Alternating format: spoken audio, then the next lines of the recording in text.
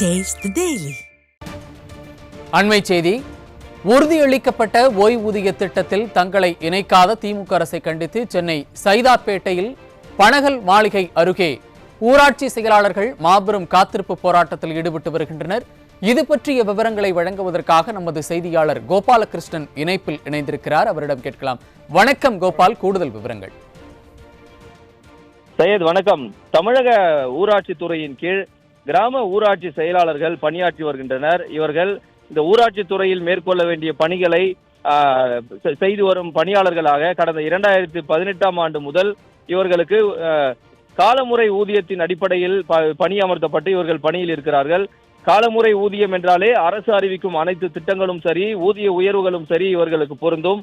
ஆனால் அண்மையில் தமிழக அரசு, அதாவது கடந்த 2 நாட்களுக்கு முன்பு தமிழக அரசு ஊழியர்கள், அரசு பள்ளி ஆசிரியர்களுக்கு பழைய ஓய்வூதிய திட்டத்தை அறிவிக்கிறோம் என்ற பெயரில் உறுதியளிக்கப்பட்ட ஓய்வூதிய திட்டம் என்ற ஒரு அறிவிப்பை தமிழக அரசு ஊழியர்களுக்கு அளித்தது.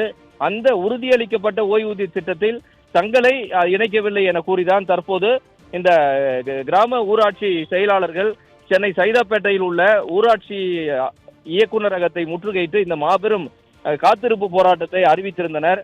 காலை 9 மணி முதலே தமிழகத்திலிருந்து பல்வேறு மாவட்டங்களில் இருந்து ஊராட்சி செயலாளர்கள், கிராம ஊராட்சி செயலாளர்கள் என ஆயிரக்கணக்கான கிராம ஊராட்சி செயலாளர்கள் மிகவும் பரபரப்பான இந்த சைதாப்பேட்டை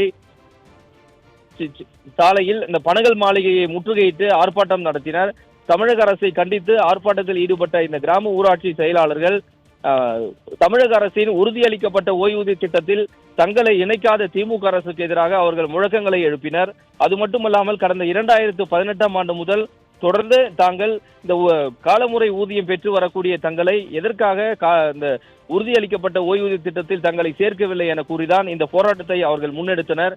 தமிழக அரசுக்கு எதிராகவும் தங்களை புதிய அரசின் ஓய்வூதிய திட்டத்தில் இணைக்க கோரியும் போராட்டம் நடத்திய இவர்களை காவல்துறையினர் தற்போது கைது செய்து வருகின்றனர். ஆயிரக்கணக்கான கிராம ஊராட்சி செவிலியர்கள் போராட்டம் நடத்தி வரக்கூடிய நிலையில் அவர்களது கோரிக்கையை ஏற்கும் வகையில் ஊராட்சி இயக்குநரகத்தையோ அல்லது ஆணையர இடையோ அழைத்து சென்று பேச்சுவார்த்தை நடத்தாமல் தற்போது அவர்களை கைது செய்யும் நோக்கத்தில் காவல்துறையினர் ஈடுபட்டு வருகின்றனர். இது கிராமப்புற ஊராட்சி செயலாளர்களை கடுமையாக பாதித்திருக்கிறது. தங்களது கோரிக்கை நிறைவேறும் வரை போராட்டம் வெவ்வேறு வடிவங்களில் தொடரும் என்றும் அவர்கள் எச்சரித்து சென்றிருக்கின்றனர். சையது, விவரங்களை வழங்கியமைக்கு நன்றி கோபால்.